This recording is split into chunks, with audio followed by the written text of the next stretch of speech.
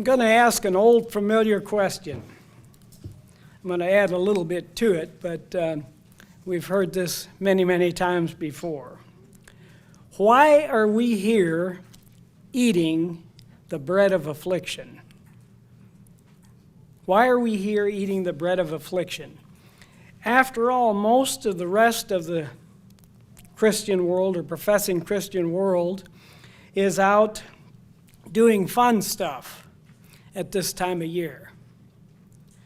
They're concerned about beautiful new dresses and great bonnets and hats and new shoes. And all those things are nice, all those things are good. They're concerned about bunnies hopping around, little rabbits hopping around, laying eggs, no less, and colored eggs at that. Candy. I think that this season is the second most, it's either the second or third most, I don't know about Halloween, but Christmas is the number one candy holiday, and either Easter or Halloween are the second most sold. Candy is sold. I guess I could find out a little bit because I work at a company where we sell candy for all kinds of occasions, including at those seasons. But candy, another fun thing. Something else that's a fun thing to do. You know, everybody pretty much likes candy. I don't eat as much. I still like it, but I don't eat quite as much as I used to. Maybe I've gotten a little wiser. But at any rate, candy is a popular item with almost everybody, even for those who can't have sugar. We've made a whole big industry of making sugar-free or sugarless candy so that they can enjoy it as well. And then, this may be the only time of the year that some people get up before the sun. They get out there to watch the sunrise and to worship the sun, as it were, as the sun comes up, sunrise. But here we are eating, as I said, the bread of affliction. Notice in Deuteronomy, the 16th chapter. Deuteronomy 16. And for those who may not know what the bread of affliction is, it's the hard bread that's unleavened. And a lot of it is a little bit tasteless. Now, we can make it tasteful if we want to. We can spread butter and honey or jelly on it. And I know we had people here that sometimes used to take matzos and cover them with chocolate. And that makes them a lot better, obviously. Or, you know, we can get egg and onion matzos, salted, unsalted, all kinds of them, like a lot of things. But they're not as tasty as some of the other candies that we could get, or some of the other breads especially that we could get. Because bread is one of the staples of life. But of course we remember the admonition that man shall not live by bread alone, and if all we had was matzos, I'm thinking that would be easier to do than it is now. But in Deuteronomy 16, where we were for the offering, we'll read the first 3 verses. Observe the month of Abib, and the month of Abib is the first month of the year. Exodus, the 12th chapter, you can go there and figure that out. The first month of the year, I think it means green ears or something like that. And keep the Passover to the Lord your God, for in the month of Abib the Lord your God brought you out of Egypt by night. Therefore you shall sacrifice the Passover. Now the Passover itself we observed 2 nights ago on Tuesday night, but the term Passover is used for the whole unleavened bread season, or for the Passover lamb, or for Jesus Christ. It's used in more than one way. You shall sacrifice the Passover to the Lord your God from the flock and the herd in the place where the Lord chooses to put his name. You shall eat no leavened bread with it. 7 days you shall eat unleavened bread with it. That is the bread of affliction. And that's where that term comes from, the bread of affliction. For you came out of the land of Egypt in haste, and of course we probably know the story that of the way they came out of Egypt by night, didn't have time to let their bread rise, and we'll talk a little bit more about that in a minute here, but that's where the term came from. The term Passover came from Exodus 12, was the first recorded Passover, and that's why it's called the hard bread or the bread of affliction, because it's not nice and soft, and it's not chewy, and it's not, when you, just give you a little idea. I have I shouldn't say I do, but we have 3 little dogs. When my mother-in-law died, we inherited 2 more. We already had one. And we never should have let them in the house, because once you get attached to them, you just can't get rid of them. But in the morning, every morning, I have my cup of coffee. And we buy these they're called stroop waffles or Dutch syrup waffles or whatever. They're a little cookie with caramel in between them, sandwiched in between them. I take that and I put it on top of my coffee. It softens it up and it's real good. But since we had these 3 dogs, I don't get any anymore, because they have learned that every time I get a bite, they need one, but now there's not enough bites to go around, so I'm giving it all to them. Well, guess what? Today, the days of unleavened bread started, and now what did the dogs get? They got unleavened bread. And I don't think they were very, very happy about it, but because they kept sitting there, they're little dogs, kept sitting there in my room and just staring at me. And like, what's this? Well, they're going to have to get used to it for a few days. But the thing about the reason I mention this is when you break off a little piece, crumbs go flying everywhere. Unlike the other cookies I gave to them, this is pretty messy and pretty crumbly. But so be it. We'll put up with it till we get something else, and that'll be in a week.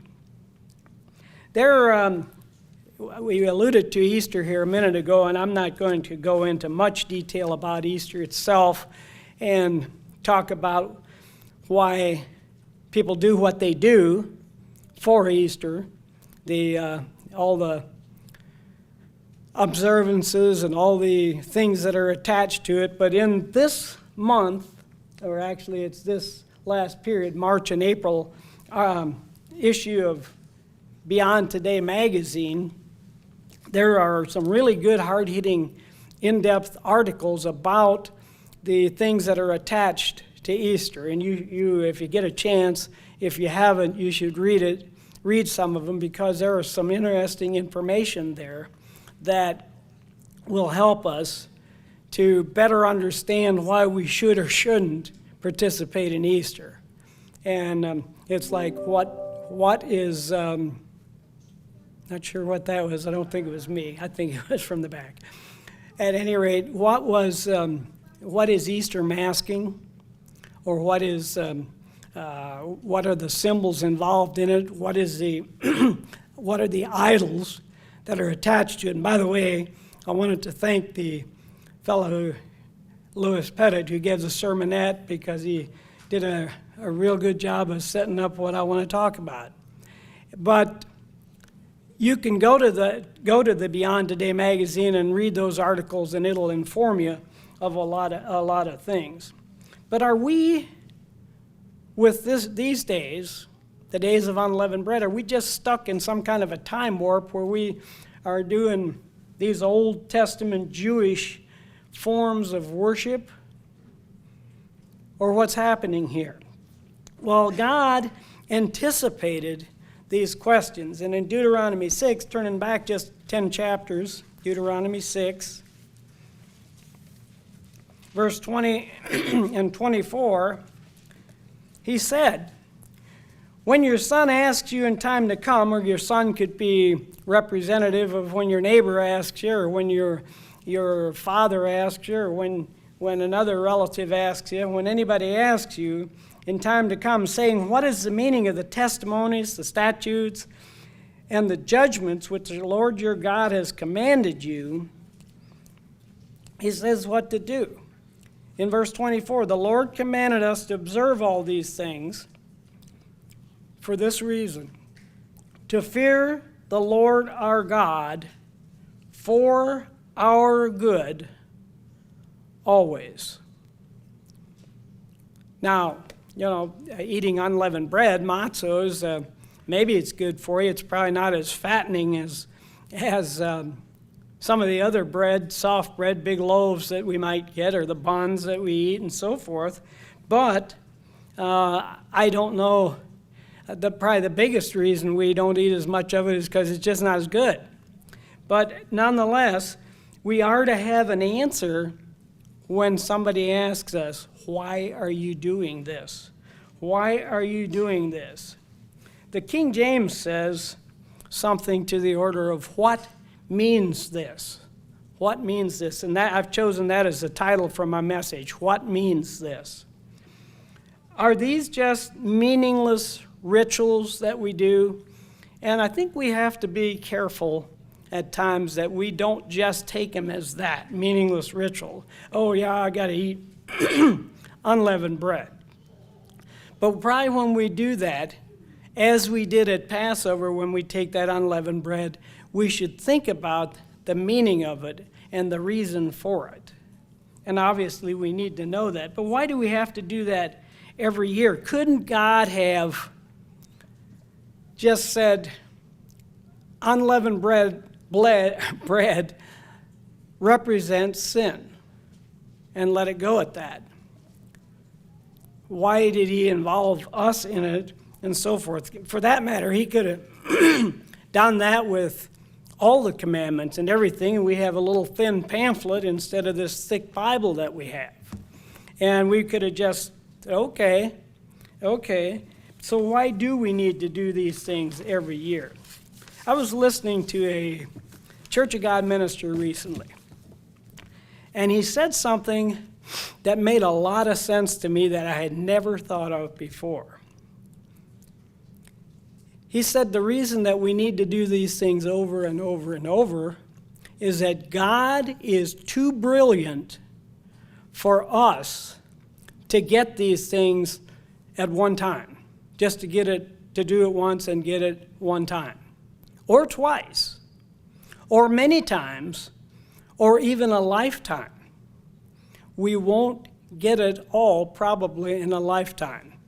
Eventually, hopefully, we will get it in its completeness after we have made it into God's kingdom and after we have become spirit beings. But God is too brilliant for us to get this all at once. And I thought that was a rather interesting statement that I hadn't considered before. And it's probably very true. All these things are set in life circumstances and situations so that we can understand it better. Think about this. Abraham was called to sacrifice his son Isaac, which, by the way, was probably at the Passover unleavened bread season, when you read all the things around it and consider how it was done and what it was done and so forth. But he was asked to sacrifice his son. And I can identify with Abraham possibly having to lose his son in that manner better than I can with God sacrificing his son, because it's on a more human term to me and probably to many of us. It's easier to understand, and that's why all the things that we read of and read in the Bible are set in physical life circumstances, so that, and again, we're not going to get it all at one time, but so that over the years, through time, circumstances, experience, and so on, that we can understand these things more completely, better, they make more sense to us, and we can incorporate them into our life better. If God had just said, "You shall not bear false witness," and left it at that, it would be a lot harder to understand than it is when he told the people who died there in Acts, when that happened. Then we could understand it a little bit more. And some of the other circumstances and situations that we find false witness, we can understand better because they're in a life application situation. Leviticus 23, we certainly want to go there. It's probably the one most often used excuse me, place where all the holy days are written for us. And we'll read verse 2 and then 4 to 8. Verse 2 says, "Speak," and he's talking to Moses, "speak to the children of Israel and say to them, the feasts of the Lord, the feasts of the Lord, which you shall proclaim to be holy convocations, these are my feasts. These are the feasts of the Lord." Verse 4. Now, I'm going to stop there just for a minute, and let's notice, these are the feasts of the Lord. They're not the feasts of Moses. They're not the feasts of Israel. They're not the feast of the Jews. In fact, the Jews did not come about till many, many years after this was written, and we don't really read about Jews as such. They're only mentioned first in 2 Kings 16:6, and at that point they were fighting with Israel. Now, the King James uses Jews. I think the New King James might say Judah, but nonetheless, Jews were not in play at this point, not for a long time to come. But it also says that we are proclaimed to call out, to announce, pronounce, to publish these in their season. Let's go on. On the 14th day of the first month at twilight is the Passover, the Lord's Passover. On the 15th day of the first month is the Feast of Unleavened Bread to the Lord. 7 days you must eat unleavened bread. On the first day you shall have a holy convocation. You shall do no customary work on it. And that, my margin says, no occupational work on that day. You shall offer an offering made by fire. On the 7th day shall be a holy convocation, and you shall not do any customary work on it either.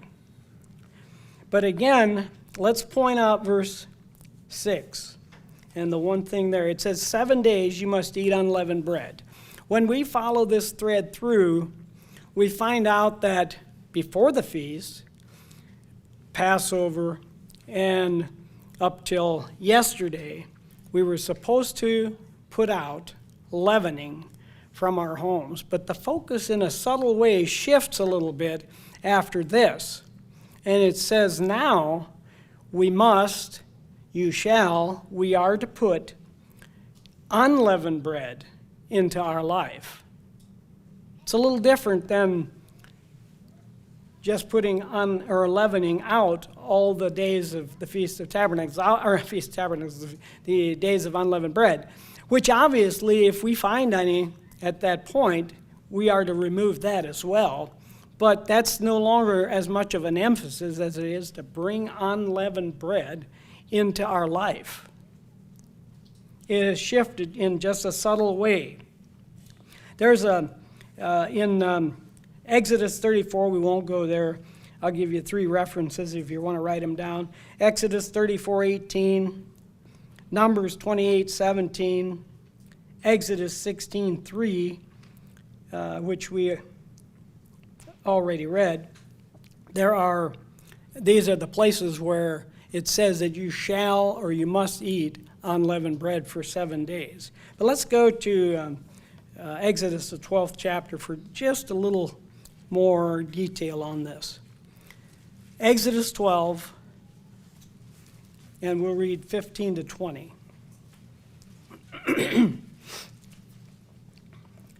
In verse 15 of Exodus 12, and this is, of course, where it really all begins when this is leading up to Passover night and then on beyond, where the Israelites are leaving the land of Egypt by night and so on. It said in verse 15, 7 days you shall eat unleavened bread. On the first day you shall remove leaven from your houses. For whoever eats leavened bread from the first day until the seventh day, that person shall be cut off from Israel. On the first day again there shall be a holy convocation, and on the seventh day there shall be a holy convocation for you. No manner of work shall be done on them, but that which everyone must eat, that only may be prepared by you. Now that's a little bit another subtle difference from the regular Sabbath, which we're not to do any work. And the reason I think for it is because here we sometimes don't have a choice but to fix a meal, where on the Sabbath we can do a little more to prepare for it in advance. So you shall observe the feast of unleavened bread, for on this same day I will have brought your armies out of the land of Egypt. Therefore you shall observe this day throughout your generations as an everlasting ordinance. On the first day of the month, in the first month, on the 14th day of the month at evening, you shall eat unleavened bread until the 21st day of the month at evening. For 7 days no leavening shall be found in your houses. In verse 20, you shall eat nothing leavened in all your dwellings. You must eat, or you shall eat, unleavened bread. Now, one of the reasons I wanted to go into this in just a little bit more depth and give a little more detail, this is the first holy day of the year for us. The plan of God being explained again. And I wanted us to have a good foundation for the plan of God going forward. Now, a little bit of background, additional background. And for that, we'll go back to Leviticus, the 23rd chapter. Because there are some things here that that are easily missed, let's say. In verse 2, which we already read, it said that these are the feasts of the Lord. The word that's used there is moed, or if it's plural, it would be moedim or moeds. And it's the Strong's number 4150. And 40, it's always easy when you have a number, because then you can go to that number in Strong's. You don't have to try and memorize a word or try to figure out how to pronounce a word and so forth, which I'm not very good at. But that word means appointment or appointed times. Appointment or appointed times. Dropping down again to verse 4, again. Well, let's finish up in verse 2. The feasts of the Lord, which you shall proclaim to be holy convocations, these are my appointed times. These are my appointed times. Then verse 4. These are the appointments, or the feasts of the Lord, holy convocations, which you shall proclaim at their, and here's the same word, appointed times. Here it was actually translated as appointed times. But this is not the first place that this word has been used. Before we'll go there, well, let's turn back to Genesis 1. Genesis, the first chapter. The fourth day is being created. God is creating, and he created here the fourth day. Genesis 1, verse 14. He said, "Let there be lights in the firmament of the heavens to divide the day from the night, and let them be for signs and appointed times." Signs and appointed times. Signs and season is how it was translated here, but it's that same word, and it means appointed times. Way back very beginning, these appointed times began. God took the time to have this put down on paper for us so that we can see this, and it gives us an indication that the appointed times, the feasts, go back further than even the Exodus. Now, what the Passover meant at that point before then is not exactly clear. But we do know that Abraham kept God's commandments, his statutes, and his laws, which would have included these days, And there are hints that Abraham and Lot kept unleavened bread. We find that in Genesis 18 and 19, when Abraham was visited by the messengers from God, that then went from there to Sodom and Gomorrah to find out for themselves, is this as bad as we think it is, as a report that has come up to us. Now, you'd think that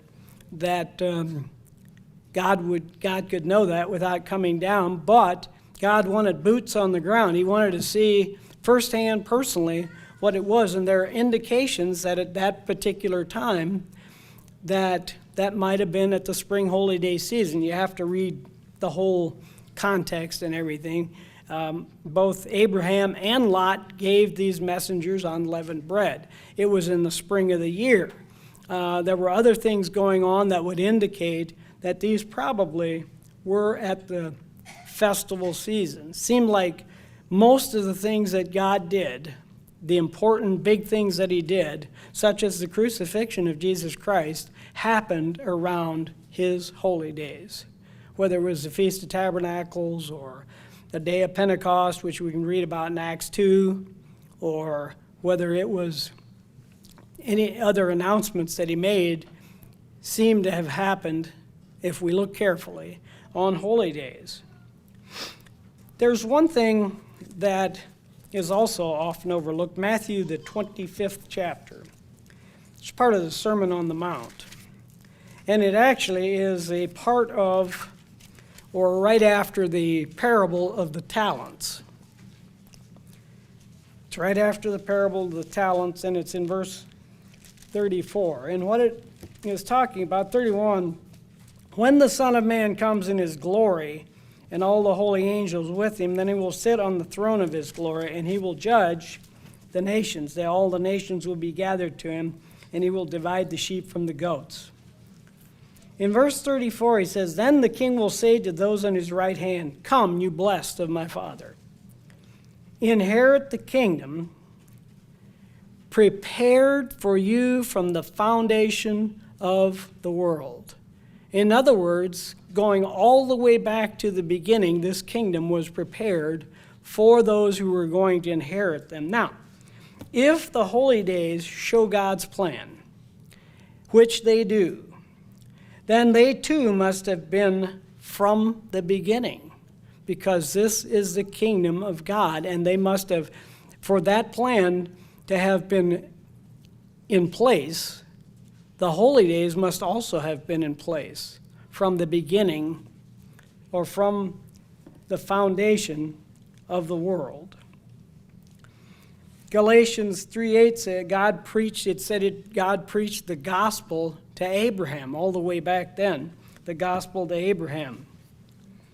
In Genesis 4, with Cain and Abel, we see that there was already a system of sacrifice in place right from the beginning. Cain and Abel were the first couple of sons of Adam and Eve after they had been put out of the Garden of Eden. Cain was a grain farmer, and Abel was a livestock farmer. God had respect to Abel's sacrifice, and if there was no system of sacrifice in place, then it wouldn't have mattered. It wouldn't have. Who would have cared? Who would have cared if how Abel sacrificed and how Cain sacrificed? Wouldn't have been a difference. Wouldn't have mattered. Malachi 3:6 says, I am God, I change not. Let's just go there. It's the last book, just a little bit back. It's the last book of the Old Testament before we get to the book of Matthew. And the first line says, "For I am the Lord, I do not change." Hebrews said, 13 verse 8, that he is the same yesterday, today, and forever. James says, James 1:17, that there is no variation or no shadow of turning with God. The reason this is important is because God never changes. When he puts something in place, which he did way back then, the appointed times, he doesn't change it. We can depend on God. We can know that this is permanent, this is what God did, and it's not going to change. We don't come to the first month of Abib on the 15th day and find out, oh, unleavened bread's no longer there. What happened? It doesn't work like that. It's always there. It's there every year. It's been there from the beginning. God had put it there or instituted it for us to observe. But why would God even be worried, or why would he be concerned, or why would there be an issue with us? Why would he want to meet us and have appointments with us? I know some of you are in business, many of you are probably, and you make an appointment, and I'm sure you have a system to make sure that you don't miss this appointment, whether you have a day timer and with pages, or whether you use your phone and have bells and whistles and whatnot pop up and tell you, hey, tomorrow you have a meeting with so-and-so. Or however you do it, we have a system. We have a way to make sure that we do not miss these appointments. We generally even have maybe a paper, a white paper, or whatever you want to call it, with bullet points that this is what we want to accomplish at this meeting. This is the reason for the meeting, and this is why. And I know that's what I do at the place I work. There are places, now sometimes I don't make an appointment with everybody I go to see, but the most important appointments I do, I line them up maybe days or weeks or even months in advance, so that I make sure that I don't miss that appointment, and that I don't, especially a real important appointment, that I don't get there at the wrong time, or that I don't come and I'm not prepared, or that I don't come and I don't have a paper that tells me what we're going to be talking about and so forth, or the person the appointment is with will have that sometimes as well. But why would God think it's so important for us to have an appointment with him, so important that he put it in the very first chapter of the Bible in the creation account? That's what we want to look at here in just a couple of minutes, or for the next few minutes. There is in Deuteronomy, the 14th chapter, there's an important indication of why that is. Deuteronomy 14, and in verse 23. Now here, this is probably specifically about the Feast of Tabernacles, but it could be any of the feasts. It could be the Feast of Unleavened Bread, or it could be the Feast of Pentecost, and so forth. But it says in verse 23, "You shall eat before the Lord your God in the place where he chooses to make his name abide, the tithes of your grain, your new wine, your oil, and of the firstborn of your herds and your flocks." And here's why. Here's why he made these appointments. "That you may learn to fear." That you may learn. It's to teach us. It's for teaching is why God wants us to keep these appointments with him. So we can learn things. So we can know what to do. So that we can know what to expect of him and what he can expect of us. We made a covenant at baptism with God that we would perform certain functions and God would perform certain functions. And that's why when we come together at the Passover, we sort of renew our commitment to doing that. And that's why God does it every year. Because we need to know that we're on track, that we're still doing what we're supposed to do and what God expects of us. Again, that you may learn to fear the Lord your God always, constantly, every day, all the time. Now, I know we fail. At least I do. And there are times when we don't live up to our commitment like we should, or like I should anyway. But doesn't mean we don't keep trying and we don't keep going. That only means that we need to try harder, that we need to rededicate ourselves, that we need to be more diligent in what we are doing. And again, these are teaching appointments. That's why they were made. That's why God wanted us to do them. In 1 Corinthians 10, 1-12, this is a place we read often. 1 Corinthians 10. Here's a little summary or recap of what we'll go from 1 to 12. A little summary or a little bit of a recap as to what, I think we're getting a visitor, as to what exactly this was all about, why all these things are written. And as I mentioned before, that these things are written in a context so it's easier for us to understand. And as we read this, we'll see that. Brethren, he said, this is Paul writing to the Corinthians, I do not want you to be unaware that all our fathers were under the cloud and all passed through the sea. In other words, they also were baptized. All ate the same spiritual food. They all ate that same spiritual food that we also ingest. And all drank the same spiritual drink. Well, I thought it was physical food, manna and water from the rock and so on. But they also there was another side to that. They also got spiritual food and spiritual input from God. And all drank the same spiritual drink, for they drank of that spiritual rock that followed them, and that rock was Christ. That's another little nugget or tidbit that a lot of people don't realize or understand, that Jesus Christ was the God of the Old Testament. And he was the one who brought the Israelites out of Egypt and crossed the Red Sea and into the wilderness and was with them. But with most of them, God was not well pleased, for their bodies were scattered in the wilderness. 40 years they were trampling around out there in what should have taken them maybe 14 days to get from Egypt to Canaan.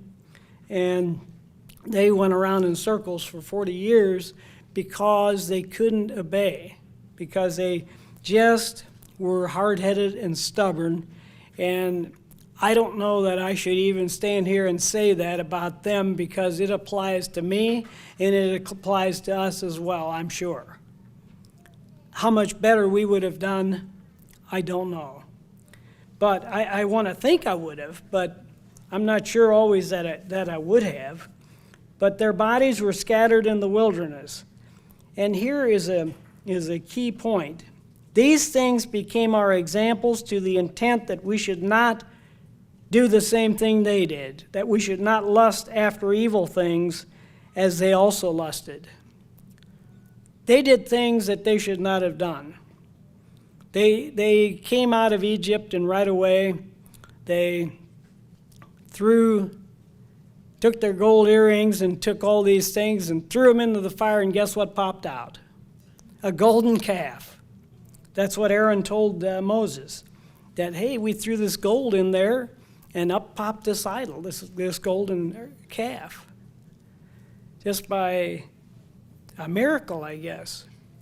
But we are not supposed to do that, and here we have it written, and this will help us. If we could learn from others' mistakes, we would be so much better off. And we do. We read these things and we try, but we're not always as successful, at least I'm not, as I wish I was. He said, "Do not become idolaters," verse 7, "as some of them were, as it is written. The people sat down to eat and drink and rose up to play," and that's in the golden calf incident. "Nor let us commit sexual immorality, as some of them did, and in one day 23,000 of them fell." "Nor let us tempt Christ," and again, Christ must have been there for them to tempt him, "as some of them also tempted and were destroyed by serpents." Every time I read that, I think of that scene in Raiders of the Lost Ark where the Harrison Ford falls into the snake pit. And it just makes me shiver because I hate snakes. But that's what he said here, that they were destroyed by serpents. "Nor complain, as some of them also complained and were destroyed by the destroyer."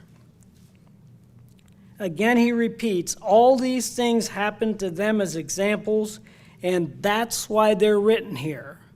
As examples to me, as examples to us.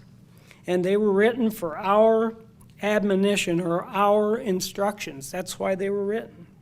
"Upon whom the ends of the ages have come. Therefore, let him who thinks he stands take heed lest he fall." Take him who thinks he stands, take heed lest he fall. Make sure we're on solid foundation, solid ground. 1 Corinthians, the 5th chapter, has more to say about the details of the days of unleavened bread. 1 Corinthians 5.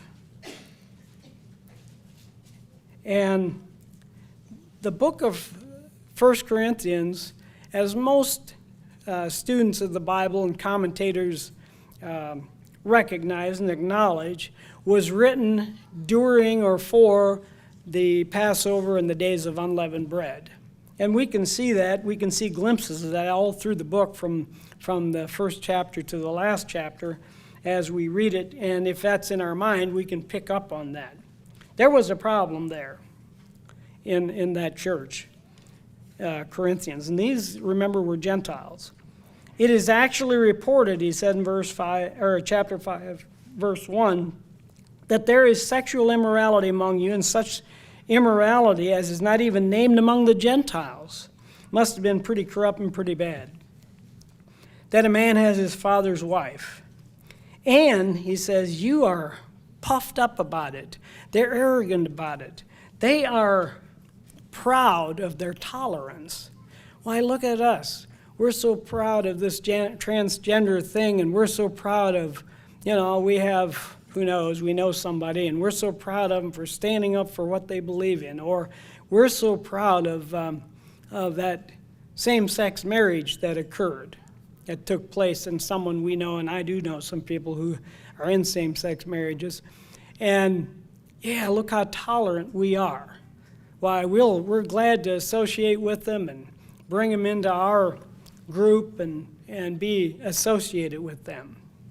That's what he's saying here. That's what happened here. You are puffed up and haven't rather mourned that he who has done this deed might be taken away from you.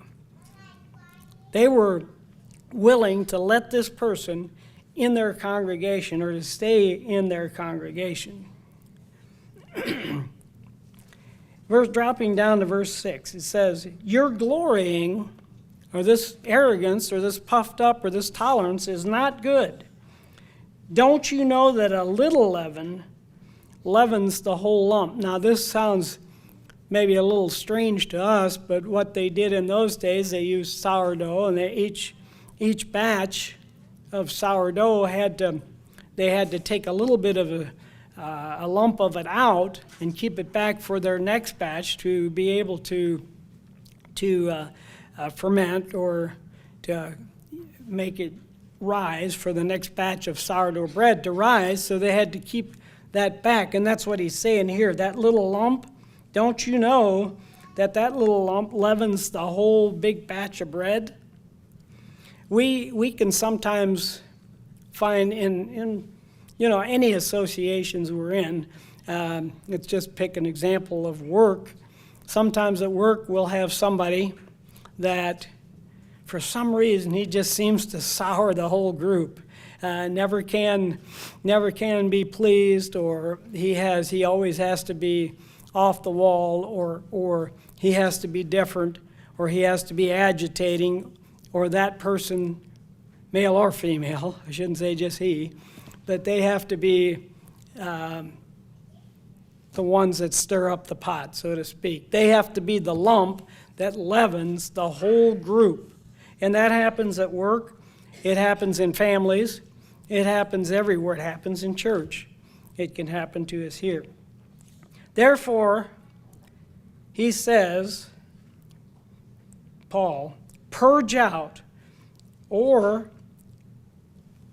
throw out, clean out the old leaven, that you may be a new lump. Because every time when the Feast of Unleavened Bread and Passover came around, they had to throw the old leaven out. Then they had to start with a new lump. They had to let it ferment, and that took a few days for that to happen. Since you truly, he said, therefore I'll start over. Therefore purge out the old leaven, that you may be a new lump, since you truly are unleavened. Because they had unleavened for the unleavened days of unleavened bread. For indeed Christ our Passover was sacrificed for us. Therefore, let us keep the feast, not with old leaven, nor with the leaven of malice and wickedness, but with the unleavened bread of sincerity and truth. He contrasts the sinful old nature with the new nature of sincerity and truth. And he asks them to do that. There's a book in the Bible that I think is maybe almost the most appropriate book to read. And I would encourage you to sometime during these days of unleavened bread to take the time to read this particular book. And it's John, the 6th chapter. And it's all about the bread and the bread of life. And it's at the Passover season. It says so in verse 4 of chapter 6. Now the Passover, a feast of the Jews, was near. So we know the context and the setting of this was the Feast of Unleavened Bread, or the days of unleavened bread. And it's we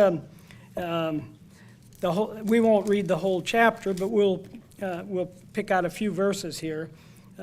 Dropping over to 29, Christ had just fed 5,000 men as well as women and children with 5 loaves, barley loaves, and a few fishes.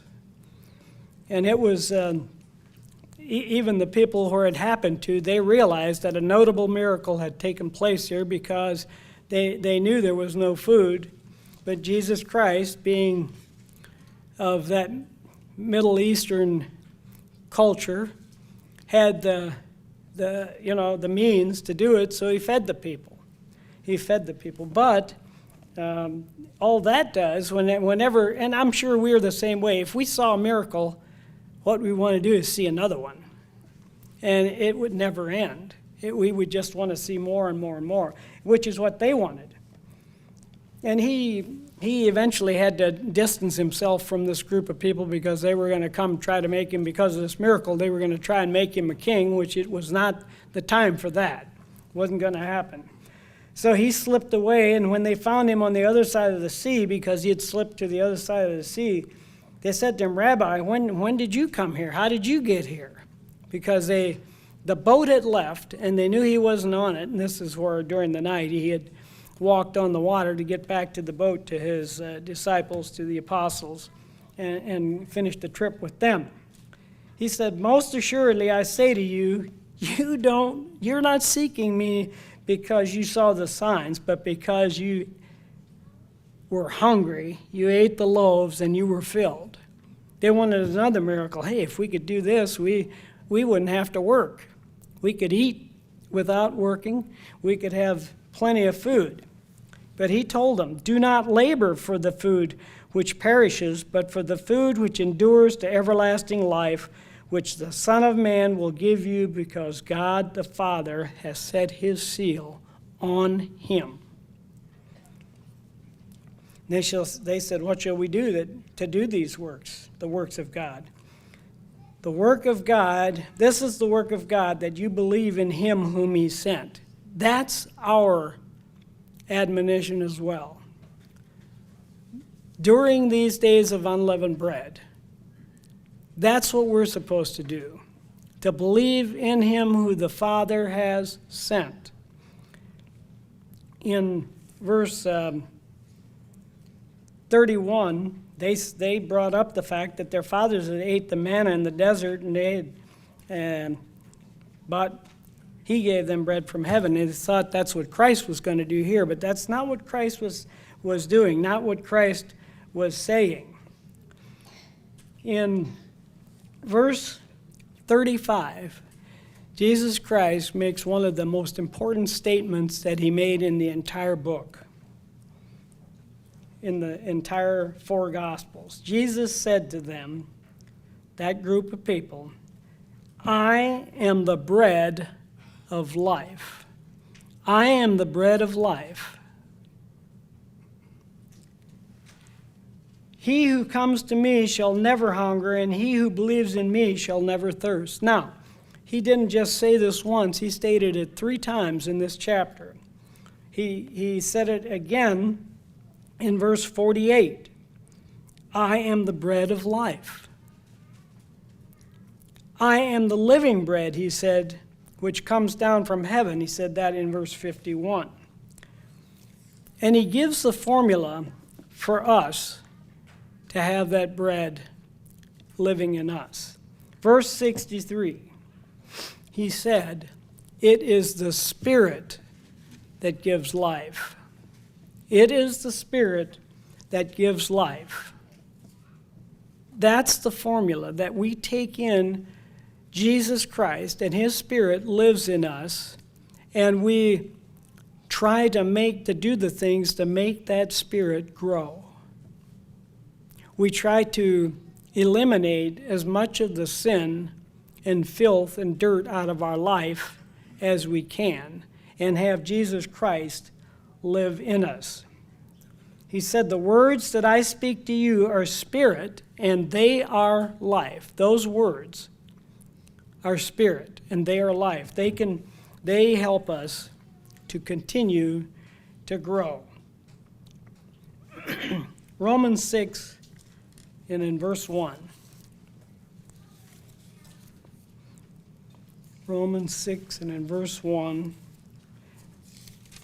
We'll read 1 to 4.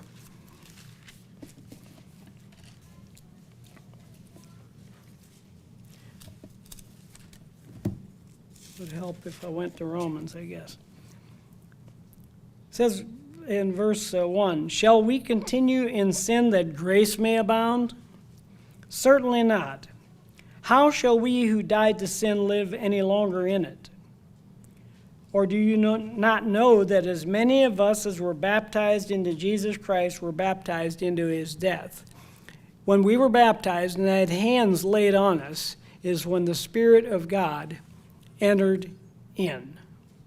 The Spirit of Jesus Christ and God the Father entered into us. And that's how we take Christ in, through his Spirit and through him living in us.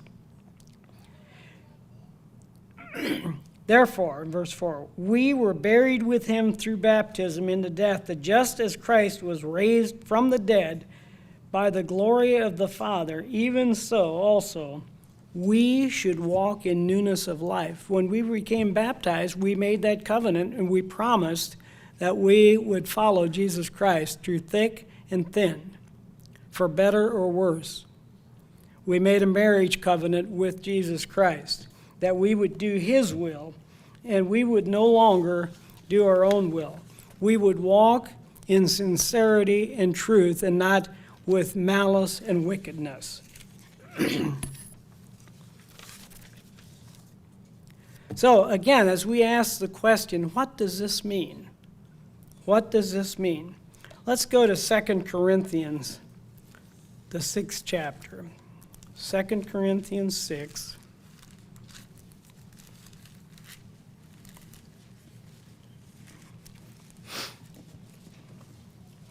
We'll start in verse 14. And as we read this, let's see, or let's think about, should we be celebrating Christ's death and Christ's, the Passover and the unleavened bread like the people of the world, the Christian world who proclaims to do it through Easter? Keep that in mind. Do not be unequally yoked together with unbelievers, for what fellowship has righteousness with lawlessness? What communion has light with darkness? What accord has Christ with Satan or Belial? Or what part has a believer with an unbeliever? What agreement has the temple of God with idols? For we are temples of the living God, as God has said. What part do we have in idols? We shouldn't have. Or in idolatrous practices, things that people do that come from paganry and from idolatry. I will dwell in him, as God has said, I will dwell in them and walk among them. I will be their God, and they shall be my people. Therefore, come out from among them and be separate, says the Lord. Do not touch what is unclean, and I will receive you. I will be a father to you, and you shall be my sons and daughters, says the Lord Almighty. Therefore, verse 1 of chapter 7, having these promises, beloved, let us cleanse ourselves from all unfilthiness of the flesh and spirit, perfecting holiness, and here it is, in the fear of God. Why are we doing this? To learn to fear our God always. To learn to fear our God always. And here he repeats it. Perfecting holiness in the fear of God. That's why we're doing this. God has made these appointments for us to come to him, to keep these appointments with him, to learn, to teach us, to learn to fear him always, and it's for our good. 25 to 30 years after the crucifixion, why did Paul say for them to keep the feast in 1 Corinthians 5? A Gentile church, and he's telling them, keep the feast. And he mentions the Passover and leavened and unleavened, that we may learn to remove wickedness, which is sin, and that we may learn to take in the truth, the unleavened bread of sincerity and truth, the bread of life, which is Jesus Christ. That's why we're doing this. That's why we're not following what others are doing, most others, and celebrating Easter bunnies and colored eggs and sunrise services and all kinds of weird candies. We are doing it that we can learn to take in the bread of life, which is Jesus Christ, in us. Leviticus 23:6 says, 7 days you must eat unleavened bread. And I encourage us to take it to heart. And when we do that, to realize why we're eating this hard bread that is not as good as some of the, it's not as good as a McDonald's fish sandwich. But it's for our good always. That's why.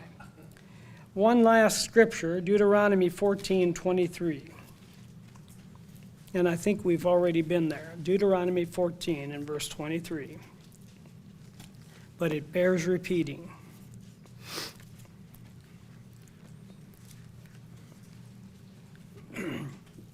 Deuteronomy 14 and in verse 23 says again, "You shall eat before the Lord your God in the place where he chooses to make his name abide the tithes of your grain and your new wine and your oil, of the firstborn of your herds and your flocks, that you may learn to fear the Lord your God always."